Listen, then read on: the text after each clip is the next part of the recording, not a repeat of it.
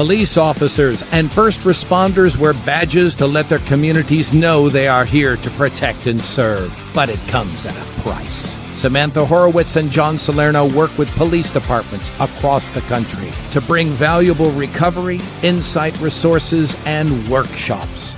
A Badge of Honor TV brings those professionals to you so we can come together and revitalize communities through a better understanding of what's at stake and what's required for repair. So take a load off and turn up your TV. It's about to get real. Hey, welcome to A Badge of Honor TV with John and Sam. We are powered by the OBBM Network, and once again, it is Mental Health Monday. So sit back, relax, because we have an amazing show for you today. What's going on, Sam? Hey, it was an amazing weekend. Had a lot going on throughout not only the city of Dallas, the Metroplex, with a lot of memorial services. And we had one that, really hit close to home for us because we got to be one of the responding organizations to assist Rowlett PD with suicide that they had last year, as well as one that they had in a previous year at Heroes Memorial Park in beautiful Rockwall, Texas, right on the water. It's always like it's a double-edged sword because it's great that their names were engraved and put on the wall because it's so beautiful. But then you think about why they're there and that because they're not with us anymore. Right. But kudos to the Rowlett Police Department, Rowlett Chief, and everybody that turned out to make yesterday super meaningful. You know, for those who do not know what Heroes Memorial Park is across the country, it is the only memorial park in the nation, and I think probably the world, that remembers our first responders and our veterans for the way they lived and not in the manner in which they died. So it's a memorial wall for those who have taken their life due to post-traumatic stress injury, because we all believe it is an injury. It's not a disorder. And those families, we should give them the respect to have their names placed on a wall. When they raise their right hand to take an oath to serve our nation, and we should put them to rest the same way, with their hand raised under a flag and with honors. So that's what Heroes Memorial Park is. And, kudos to First Help and, Karen Solomon and all her staff for really building this up. When I went there this weekend, in the morning prior to the memorial service, I met with Karen, and I noticed like those panels, on the wall, they hold about 80 names. And me and Karen were talking, and there's about 500 and something names on the wall so far. There's over 6,000 in her database that still need to be placed on the walls. And that's where those 11 panels are. And I noticed, big thank you to Gary Sinise Foundation, who donated one of those panels. Motorola donated one, and a couple of other organizations and families donated those panels for those beautiful etchings to be put on display so we can always remember and memorialize our heroes. So that's what Heroes Memorial Park is all about. Yeah, it was. And for like I said, it's a little bit of an emotional roller coaster, especially, our hearts go out to the families that are now seeing their daughter and dad's name, their husband's name on the walls. But we want to get to these folks before. That is the whole reason why we do what we do. Yep, and it's the whole reason why our guests tonight do what they do. They've got a heart of service because they both serve currently. And without further ado, we are going to bring on Rainey and Chris Webb from Righteous Oaks Retreat. Welcome to A Badge of Honor TV. Thank you so much. We're honored to be here. Thanks for Well, inviting us. yeah, let's dive in right away. Rainey, you were tagged before the show, so you're going first. Yeah. Tell everybody watching and listening on their favorite podcast app a little bit about you and Righteous Oaks. Yeah, I guess Chris decided age before beauty on order of introduction today. So I am older, as he'll point out. But my name is Rainey Webb, and Chris and I have been married for 24 years. When we got married, Chris was serving with the Dallas Police Department, and I was working in the criminal courts in Tarrant County. And I've been working in the criminal courts in Tarrant County for about 25 years in the DA's office and other roles here. And Chris went on to serve with Dallas PD. We have 2 kids, and they're in college now, which seems crazy. But during my time at the DA's office, one of the assignments I had was with the mental health courts. And in my background is I have an undergraduate degree in social work before I went to law school. And so a lot of the things that I even did in court as a prosecutor was, focused on the source of a lot of behavior, even criminal behavior. And so mental health has been something that has been part of my career for the majority of it. So That's where I'm coming from. Wow. And Chris, tag, you're it, my friend. Yeah, she's not that much older. For a couple months of the year, she's older. I'm Chris Webb, also known as Rainey's husband, most of the places. I hired on with the Dallas Police Department in 1997. I did 20 years with Dallas PD. I was in patrol for 10 years. I was on the SWAT team for 10 years, and I retired thinking I am done with law enforcement. And then 3 years later, I found myself back in law enforcement, where I currently serve. I work for the Texas Attorney General's office, and I run a fugitive unit here in North Texas. Been doing that for like 5 years. Chris, it's funny. So many of our first responders follow the same path.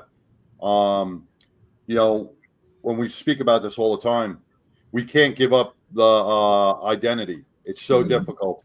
And, not that it's a bad thing. It's a good thing because you have a servant's heart.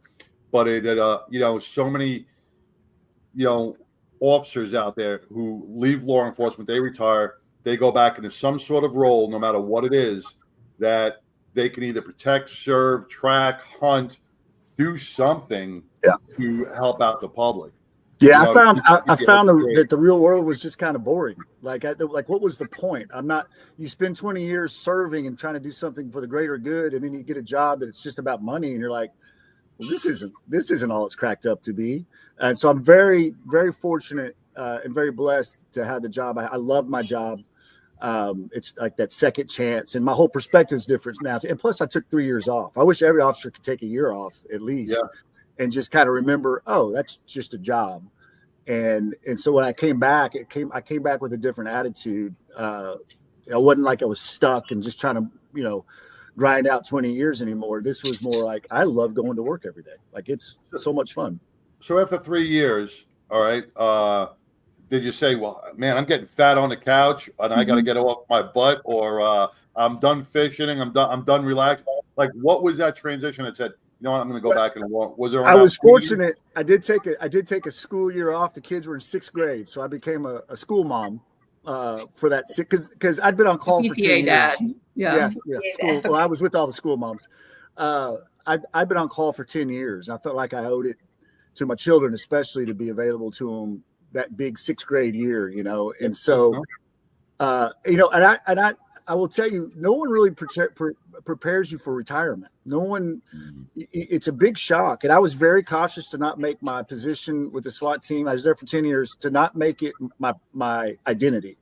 But the sneaky thing was, just being a cop, I figured out, was a lot of my identity, because everywhere you went, you were noticed. You were there for a reason, and then you just kind of fade away. And when you leave your department, you're gone for a week, and the world keeps moving, and people forget who you are. Chris who? Chris who? Yeah, right. That old, what guy was that? Right. And so, it's a shock. It really is a shocker. You got to prepare beforehand to know they're not going to remember me after 6 months. I'm going to be an afterthought. Even though I gave my heart and soul to this city for 20, 25, 30 years, the world keeps moving. Yeah. Yeah. Well, we all have our time. and that time is precious. And because it's not like any other job, because there's only a few of us that can actually do that job as a first responder, that it's not the job is meaning to be disrespectful or rude by forgetting us. It's like the community and who's the makeup of the community, the new police officers and first responders coming on. It's a cycle that just continues, and that you did your best when you were there. And at least if you're in the smaller groups like SWAT, and I'm sure they remember you, Chris. That's all. I got a couple of the old guys that are still there that I can go visit. Yeah, they're still there. Yeah, I stop by when I can. Yeah, Chris made the coffee every morning. That was great. Chris, we need someone to make the coffee every morning. That's right. People don't know how much coffee runs a police department. My goodness gracious.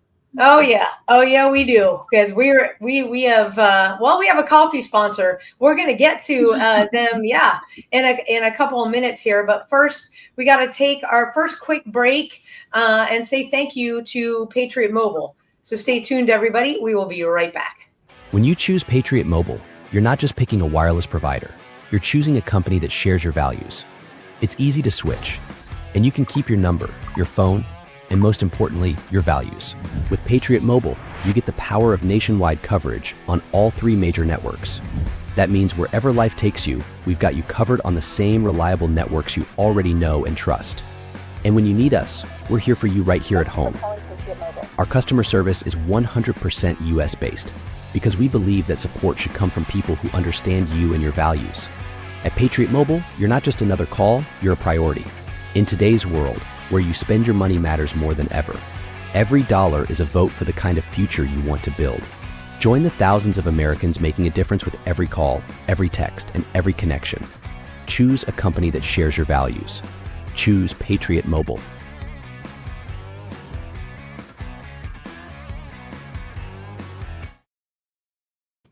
Okay, so switch to Patriot Mobile now and get a free month of service with promo code BADGE. It's scrolling across the bottom of the screen there, folks. I get this question all the time. No, you don't have to give up your phone unless you want to. They have really cool, up-to-date, the latest and greatest in technology.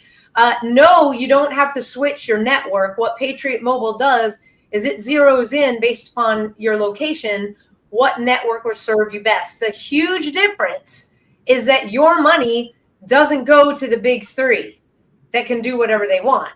It goes to a company that supports your First Amendment, Second Amendment, gives back to the community. They're inside schools. I think their last post that I saw on social media, they provided the U.S. Constitution to schools, so the kids are learning. So it is super easy to switch. 972 Patriot, promo code BADGE, or just log on to patriotmobile.com/badge, and they will call you. Their customer service, hands down, is the best in the business. So again, switch to Patriot Mobile now. Get a free month of service. Now back to the show with Chris and Rainey Webb from Righteous Oaks Retreat, which we haven't even mentioned that now. So Chris, you are still on the job. Rainey, you are still on the job.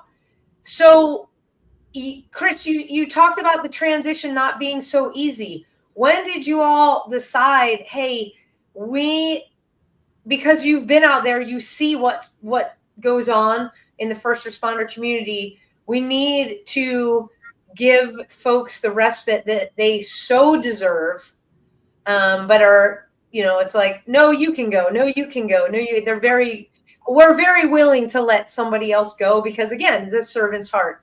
When did Righteous Oaks come about? Well, it was in that time period between 17 and 2020 when I was out in the real world. We'd had our attack on July 7th, 2016, and I'd retired. I had guys I'd worked with. I had a guy I worked with that committed suicide 2 years after he retired. Had another officer who committed suicide while she was still active duty.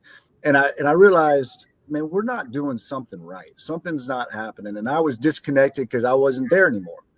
I kind of felt I had some guilt about leaving when I did. I kind of felt like I was leaving everybody high and dry after this big event in 2016. And so a friend of mine had given me a book written by Dr. Tanya Glenn, who has a practice down near Austin. And I read it.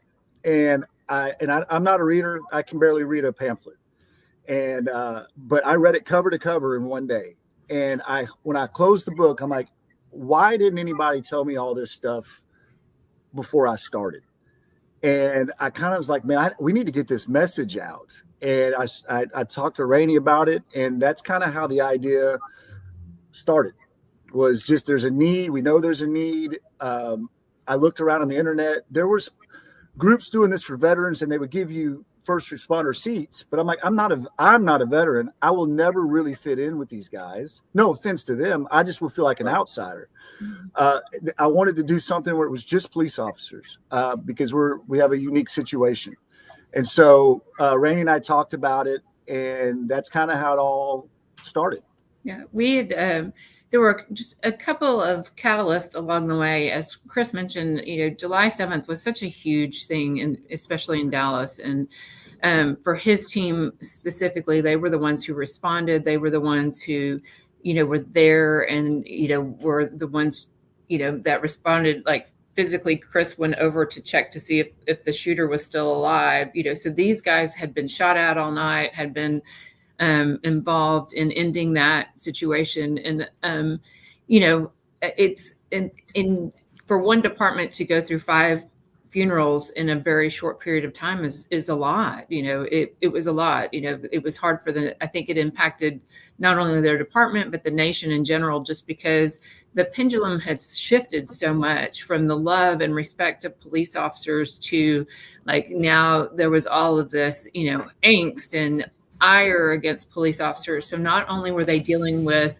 okay, now we are actually, we are actually being targeted, but also there's no support, that support that we've had for so long. You go out to dinner and, you have a couple pick up your check and say, thank you for your service, and all those things. There was just such a shift. So July 7th was definitely a huge catalyst. And we had, I'd been involved in a couple of retreats and just seeing how getting away and having concentrated time to really focus on getting away from the noise and getting away from all the things was restorative for the people who went on retreats. And so we looked at that, and we have some land, and we thought at first, well, maybe that's what we're called to do with this land, is use the land to help police officers and have retreats. And through a lot of different steps, we had a lot of people advising us, mental health people, business owners, police officers, counselors, all types of people, and people who had a retreat center. And they said, don't build a retreat center, build a good program, and find the right people for your program. And then you can find places to have this retreat. And when we look for the right people, we could not have found a more perfect partnership than with Dr. Tanya Glenn's practice and her therapist. And so when we met with her and she said, I think this will work perfectly in a retreat setting. We can do X, Y, and Z, have some classroom time, but actually have therapeutic time. It seemed too good to be true, actually. Rainey, I don't want to dismiss anything on and I don't want to say the back of the house of the first responder, because you're a first responder in every sense of the way. When we talk about the DA's office, trauma is trauma, and when we talk about doctors and nurses who have trauma, do you, as a DA, because we haven't spoke about this on your level, losing a case, you guys see the evidence, you guys see all the stuff that goes behind and the facts and the truth, and then to feel, or you lose a case due to a jury not just feeling it or whatever, it's soul crushing. But it also you deal with the families. That's got to be a hard aspect to walk up to a family member. It's like Chris walking up and saying, making a death notification, going up to the family and saying, "Hey, I did everything I could, but we lost." Yeah, for sure. You know, it did you guys was have that same trauma aspect in mental health? for sure. And, you know, I always say that it's, you know, apples and oranges, because you guys are on the scene and you see it and you smell it and you can, you know, all of the things. And when we get the cases, you know, they're on paper, but the majority of my time at the DA's office was doing crimes against children. So the cases that I was doing, you know, were physical, sexual abuse of children, or murder and injury to children, you know, and I say very often, like, it took a part of my soul, you know, it took a part of my soul. And I think it's very common. And I think a lot of the, you know, similar things is that you want to be just like you guys. You want to be that advocate and that protector, and the line between the evil in the world and the good people in the world, and those people who need protection and those people who are vulnerable. And so, you know, even John, honestly, even on the times when we did have a verdict that we hoped for, it was still traumatic, because you knew what that child had endured, or you knew what the family had. Photographic evidence, the testimony, the just looking into the eyes of the child or the parent or a sibling or whatever it is.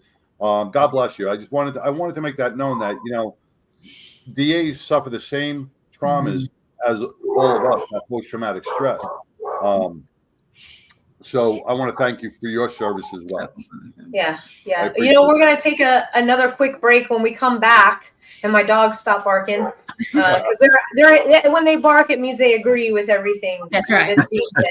Yes. But we'll take a quick break and we'll come back and talk more about the retreats. Stay tuned, everybody. Look, when you need to respond to an aggressive situation to protect yourself, your family, or your property, understanding your firearm and legal position are critical. Officers know your skills are only as good as your commitment to training. So know what you're doing. So when you're in a vulnerable situation, we can count on your response. Whether you're a beginner or a licensed gun carrier, Carry in Texas offers basic firearms training, Texas permitless carry courses, license to carry, and basic 2A courses so you can understand the responsibilities, situational awareness, and learn the technical skill required when you carry your firearm. Go to carryintexas.com to find the right course for you.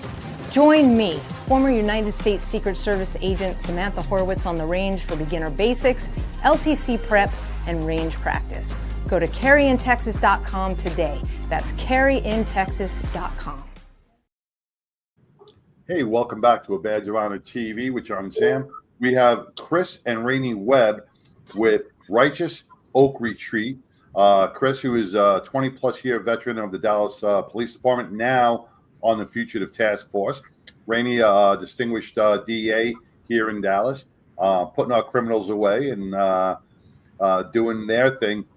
You know, and I look at the dynamic between the both of you. And the first thing you said, Chris, when we started the show is, you know, you were married like 24 years, right? Or 27 years? 24 years.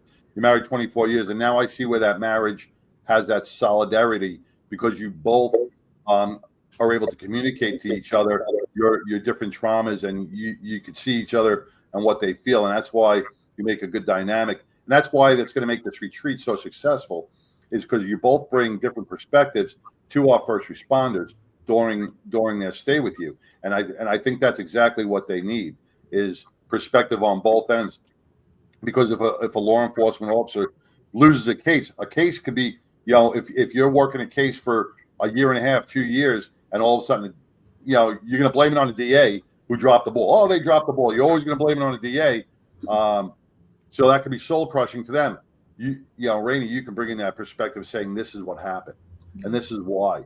You know, because sometimes we feel traumas that we perceive are traumas, but we don't understand the things that went behind them to cause the outcome. Yeah, make sense? It Go ahead, Ray. Well, it's just that it does make sense, and bringing that perspective.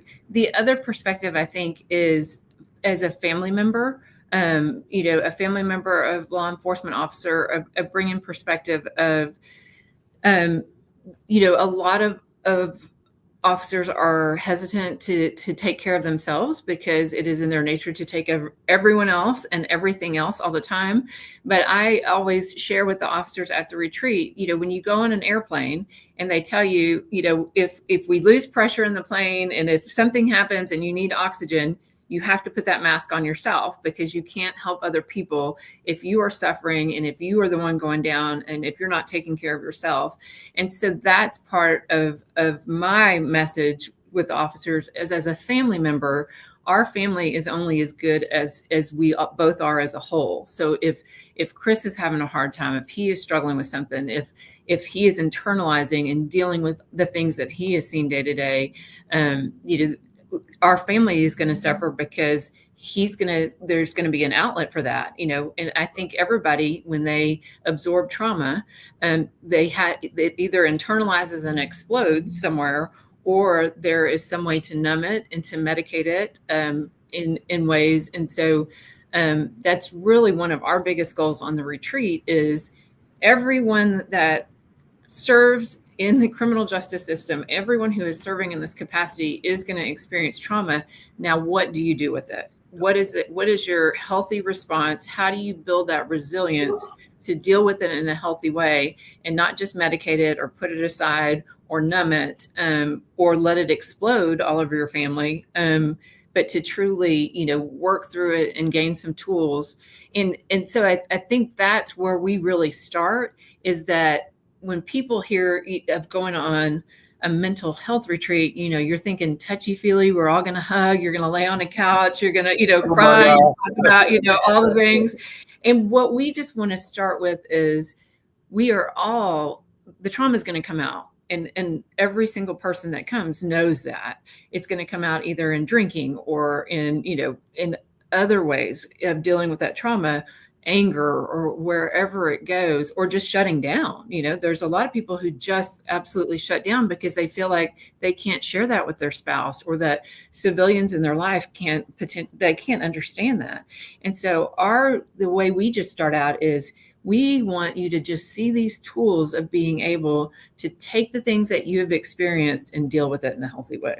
And John, regarding Rainey and I, she can speak to that because it's firsthand knowledge. When you're going through your career, you got your nose to the grindstone and you don't really pay attention to how you're dealing with it. And I was a drinker. I was a heavy drinker. And I was a social drinker before I started this job, but you could be a non-drinker in this job and it'll turn you into an alcoholic. Oh yeah. And I was already predisposed to that genetically. And so I was addicted to behavior. Well, then the drinking turns into, it's not social drinking anymore. I always said I was trying to drink to find the kid that didn't know about all the things I know, which is just a fancy way of saying I was drinking to forget things. Yep. I thought it was better. And quite honestly, I wouldn't be walking here today if I had not found a mate in my wife, Rainey, to help keep me within those boundaries, because that's how I dealt with July 7th. Well, it's funny you bring that up, because that was the next thing out of my mouth. I noticed what Rainey did was she protected you in a way. When you brought up the 2016 incident, you didn't elaborate. You didn't go any further. You left it at the incident, but Rainey shared some of it, which really, she brought a little bit more into that incident. Yeah. And that's the trauma you feel, and that's a protection factor, and it's a healing factor. And I like that about you, Rainey, because you immediately kind of just like stood up and said, "There's more to his story."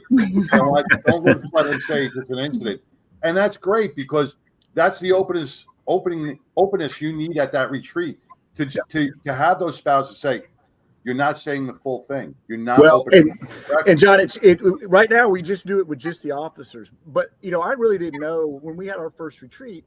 I didn't know how open these officers would be. I know how we are. And we've done 5 retreats. And every time I am amazed at how, and it's just something about traveling away from Texas. You're away from home. You're with other officers.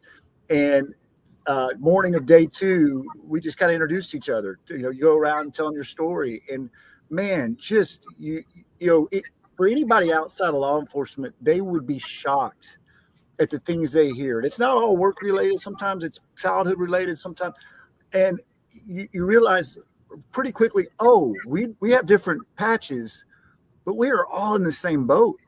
And you had no idea that the guy or the girl you rode up in the van with, who was fun and laughing and was dealing with whatever it is they're dealing with. And there's something just it's like calming. You say, okay, great. We can take the mask off. We don't have to impress anybody. Let's dig down and dig in here and see what's really going on. And man, it's been unbelievable to me, the stories I've heard. And I think it's just the comfort of being with other officers, which if I was with somebody else, I probably wouldn't talk. But and it doesn't have to be your spouse. It doesn't have to be your spouse. And, you brought, you do only first responders, which is great. And this is what, like in the beginning when we spoke, you said, if you would have known these tools and resources when you first joined, right? We have to start teaching our younger officers, all right, we can protect our partners with guns. We're going to go into battle with them. We're going to lay down our life for them. But we also got to step up like Rainey did and says, hey, you're not saying the whole story. Let's get it all out. Let's be there for you. Let's look out for each other on a mental health aspect instead of just when we say we're okay and we're fine, take that for okay, all right, you're okay and walk away. We all know you're not, but we never follow up. Yeah. And that's what we got to we don't know how. Spouses. Yeah, we don't know how. We don't know how we want to get involved, but that's kind of what we try to talk about when we're there. It's like, hey, here's what to look for. Here's a critical incident happens. You need to be looking at these things. And it may not be your critical incident. It might be your classmate or your fellow detective. And now I know what's happening here. And if they ask, hey, you ever heard of this EMDR thing? You can say, actually, I have, because I went on this retreat and I tried it just to see what it was all about. Maybe it helped you, or maybe it was just an informative deal for you to go, oh, okay, now I know what it looks like. Right. And I don't know, Sam, I don't know if this is a good time, but just to give an overview of the retreat itself. We can do that after our next break, after our next coffee break, because, John and I don't know about you guys, we take a lot of coffee breaks throughout the day, and let me just put their stuff up here. So East Texas Legends Coffee Company, founded by Ben and Amanda Holmes, reflects their journey from Ben's Marine Corps service and law enforcement career, overcoming PTSD to finding purpose in ranching. Relocating to an East Texas ranch, they identified a need for a local coffee brand. Now they're opening their first coffee shop in Lindale, Texas, rooted in faith, family, and community. Their mission: inspire purposeful conversations over coffee. You can drink coffee and be legendary. So what you want to do is you want to go to etxlegendscoffee.com. That's etxlegendscoffee.com. Use promo code BADGE for 15% off their delicious coffee, as well as their really, really cool merchandise. And, John, cheers, my friend. But there we go. They do a coffee a month. I think banana bread is this month, but their flavors, it doesn't have that fake flavoring and sugary like a lot of other companies out there. The fact that it's local to Texas, they will pack whatever you want to order and they will ship it out. But the best part is that those beans, whether you get it whole bean, it's whole bean in my house because we got a grinder, or you get it already ground, it's within days. So it's not something that's been sitting on a shelf, that's been sitting in a warehouse. It is super fresh. I like to mix the flavors, which I'm told is okay to do. So my go-to is spiced maple and Diablo, which is their super dark roast. It is absolutely delicious. So again, E for East, TX for Texas, legendscoffee.com, promo code BADGE, grab 15% off right now. Now back to the show, because I know everybody here drinks coffee. Hey, welcome back to Badge of Honor TV. Before we left, we were talking to Chris and Rainey with Righteous Oak retreat. And Rainey, you're going to start telling us about some of the programs that are offered when somebody steps into the retreat.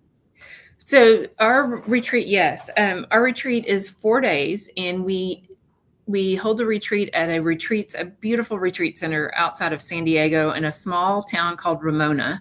And so we fly officers from wherever they are, free of charge. The entire retreat is free of charge. We are a nonprofit, and so we have generous donors and kind people that just want to tell officers how much they love and appreciate them and want them to be healthy and want our communities to be healthy, who have given generously. And so the officers come for free, and it's 4 days.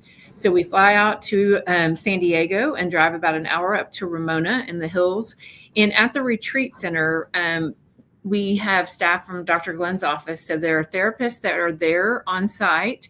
And our first day is really, as we arrive, the therapists give an overview just about trauma and the effects of trauma on the brain. And our goal of all this is we recognize that 4 days is not enough to fix, we'll use that term loosely, to fix all of the trauma that has happened over years and decades of doing this job. Our hope is that it will take away the stigma of asking for any type of mental health help, that they will see, okay, this is not as, loopy or as, touchy-feely as I said before, and that it truly is about the brain. It's not about feelings or emotions or about whether you're strong enough to overcome it. It is about how your brain gets rewired after trauma upon trauma upon trauma. And so we start with classes, with the doctors, with the therapist, and they start and go through that. And then, as Chris mentioned, the next day, we just people share their stories and talk about critical incidents and kind of give an idea. And that part, as Chris said, is really one of the highlights of the retreat time, because you see, the first night you have, and it's 10 people, and we limit it to 10 officers because just the intimacy of the group, and the ability for the therapists to be able to work with them. So it's a small group, an intimate group. And so the second day they are able to share just their background.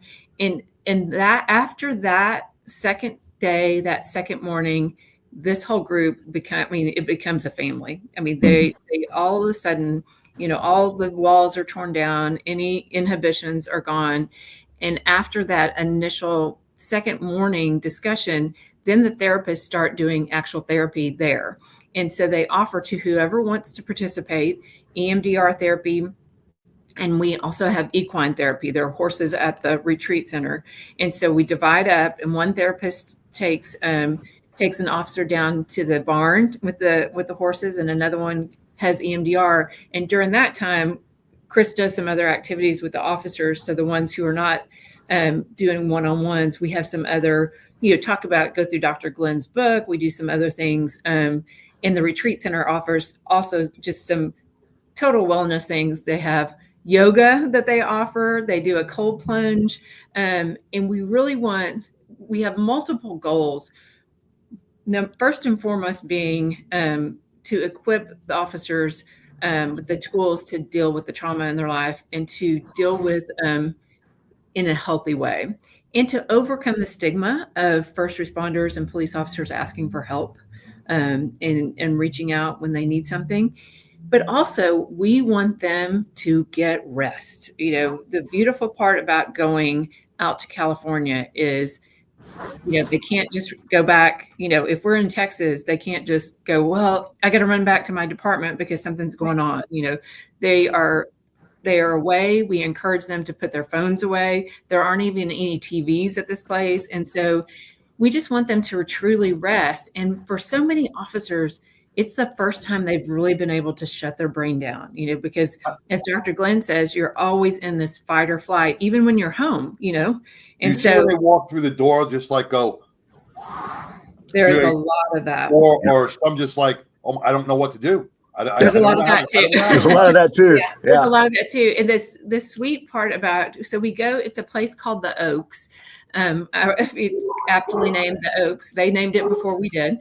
But the staff there are also just these incredible servants. And so the folks who make dinner, like they don't allow any of the officers to take their plates to pick up their plate. And you should see, when you see 10 officers who are just weighted on hand, they don't know what to do with it. Like they're like, no, we got to clean up. And we go like, no, you can't do anything. And it just throws them for a loop. But we want them to feel loved and served and appreciated and get that rest.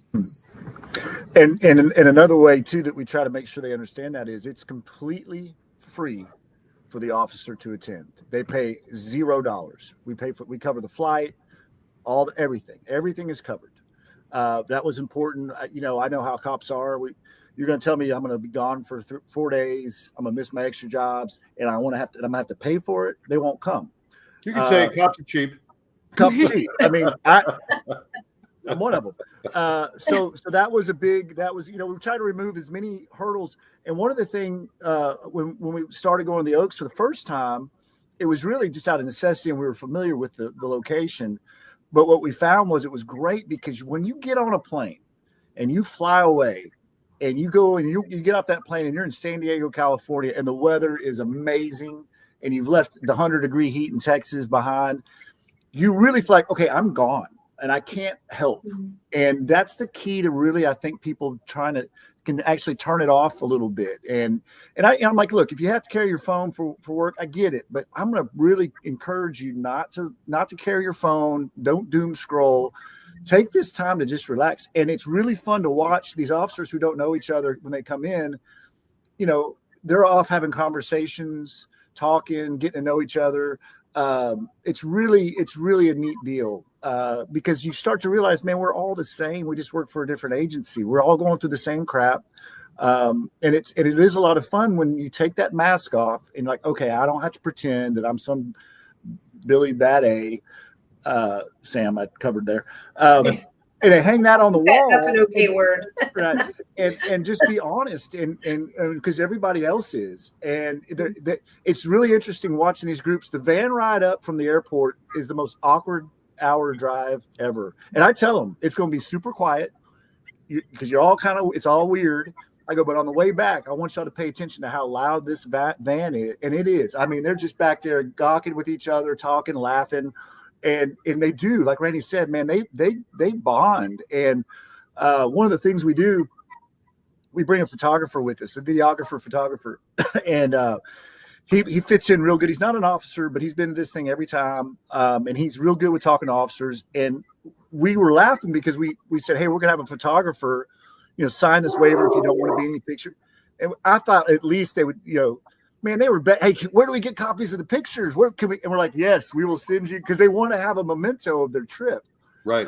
Because it's so, when they get done, I mean, I've had one of my favorite compliments was from a Mesquite lieutenant who said, it wasn't as dumb as I thought it was going to be. I'm like, that's the ultimate compliment, right? It is. That's we got to go up on Yelp, right? And I can't tell how many times people will come up to us during the retreat and they'll be like, "This is really great." They may not say it in front of everybody, but they'll come up and they'll be like, "This is really." And the reason we're at 4 days is because we started at 3 days. And the first couple alumni groups were like, it needs to be another day. It should be longer. And we're like, okay, we'll make it longer. And that's where we are now. We're at 4-day retreats. And it's really great. The big thing I've got the website up on the screen. So for everybody listening on your favorite podcast app, you can visit Chris and Rainey at righteousoaksretreat.com. That's righteousoaksretreat.com. And how do officers... do they go to the website to get on the list for the next retreat? How does that work? Yes. Yep. On the website, there is a link where you can also refer people. If you yourself are interested in coming, you can apply through the website. Or if you know somebody, if you know an officer, we've had other folks that you had a cousin or a friend in a department that have referred. And so, yeah, it's on the website. There's and it's a very simple when I say application, literally, if you just send us your name and phone number, then we'll get in contact you and see if you're available for the dates. And there's a phone number. There's a phone number on the website too. That's my phone number. You can call. How many retreats do you run a year? Our goal is to do 3 a year. So we try to do it every quarter except the fourth quarter because Christmas that time is so crazy. So we, generally speaking, we have one in February, one in June, and one in October. So kind of those general time. It just is whatever. It depends on scheduling at the Oaks. Okay. And then before the show, we talked about this is not only for current serving officers, it's also for retired as well. Yeah, correct? we'll bring retirees to, absolutely. We've had, I think this last one was the first time we didn't have a retiree. Yeah, we've had retired officers before. We've had retirees also, and I think it's great because if you're a new officer, you're going to be you may not have a bunch of critical instances, but you're getting some information that's going to help you throughout your career. And for that 20-year, 30-year officer, it's kind of like, well, what do I do with all this crap that I've got? Well, it can also help there. And like Rainey was saying, we do the EMDR and the equine therapy. It's not designed to fix you, although we've had people walk out of one of those sessions going, that just changed my life. Some people walk out and they're like, didn't really have anything, but at least I know what it is now, so I can refer people to or talk to people about it. Or in my own life, if I realize, oh, I've had a critical incident and I'm still constantly thinking about it a month later, I probably need to go try this again. So could people return if they had to? Could people return if they like multiple times return if they had to? We have not we are, as you mentioned earlier, we are still doing our day jobs. This is 100% volunteer situation. Chris and I do this in addition to our jobs. And so we are trying, we are not taking returning people now because we just want to get as many people to experience it as possible. Yeah. One of the best compliments that we have had is one of our biggest supporters has been an assistant chief with the Mesquite Police Department, Doug Yates. He came on our first retreat. We have a connection with, there is a daughter of an officer who was killed in the line of duty. So Richard Houston was killed in the line of duty in Mesquite Police Department. And I've gotten to know his daughter, Shelby, and she has been part of our retreats too. And she shares her family's story about how counseling has helped them, how she has dealt with losing her dad in the line of duty, bringing the family perspective. But she put us in contact with Chief Yates in the Mesquite Police Department because of their experience. They now pay for their officers to come. So they make a donation to Righteous Oaks Retreat because Chief Yates went to the chief in the city and said, you know, this is valuable. I would like for all of our officers to go through. And we have another department now, one of the sergeants who has several people underneath, a whole group of people. He's like, I would love to send somebody every time if I could. And so, yeah, so that's been for us, that is affirming that we are going to, like we have said 1,000 times, these two people are ding dongs. We have no idea what we're doing. It is. I think you know what you're doing. We have been blessed that God in His kindness said, we're going to let you two be the stewards of this, but you're going to need to find people who know what they're doing. and just y'all, the two of y'all just don't screw it up. So that's our goal, is that the two of us don't screw this up for everybody else. But we have just had I think the good fortune of having good people like Dr. Glenn, as I mentioned before, and then having, we tried to bring in officers in, and specifically it's been important to bring supervisors so they can see it and they can then have the rank and file underneath them, go, okay, this is a valuable thing for our department. Well, absolutely. I'm going to put your website up again. It's righteousoaksretreat.com. Where do you guys play on social media so people can connect with you there as well? Yes. And again, we are like 90-year-old people, two ding dongs, but we do have, we are on Instagram at Righteous Oaks Retreat. And there is a Facebook page for Righteous Oaks Retreat as well. So. Yeah, you guys post some good pictures and so people can connect with you there. But again, Righteous Oak Retreat, Righteous Oaks Retreat, there's a plural, .com. If this is resonating with you, reach out, get in contact with Chris and Rainey. and they'll get you on the list for the next retreat. Thank you guys so much for coming on and sharing tonight. You absolutely do know what you're doing, because you're healing so many of our warriors out there, those present that serve, as well as retirees, which is so important because there's not a ton of programs. So thank you from us to you. Thank you for that retirees part, for sure. We are going to definitely be in touch with you. You guys can already find Righteous Oaks Retreat on our website. So if you forget to go there, just go to our website, click on the logo. It'll take you right to Chris and Rainey. Again, thank you guys so much for coming on, for sharing your backgrounds, your stories, a little bit about, the traumas that you've experienced, and that, so you know how to heal. You know how it goes. We will be in touch. Thank you so much. Thank you, Sam. Thank you, John. We really appreciate it. So great for this opportunity, and thank you guys for what you do. As you mentioned when we met, we're all in this together for the health of officers. So thank you guys for what you do too. Yes, that's right. Thank you. Exactly. Take care. We'll be in touch. Thank you. I met Chris and Rainey at the TMPA conference down in Houston, and I'm just so glad that they are getting the officers that are filling that retreat center. It's just vital what they do.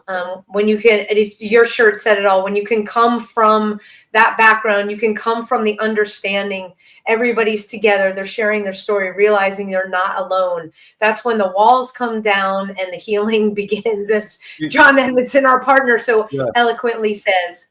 And that's what, when Rainey said, they're just two knuckleheads, just the stewards of this. But you know what? They have the passion, the drive, the empathy, the healing factors within their hearts to, and that's 80% of it. 20% is the breathing and all the other stuff, the mental mind stuff that you deal with a psychologist or a psychiatrist.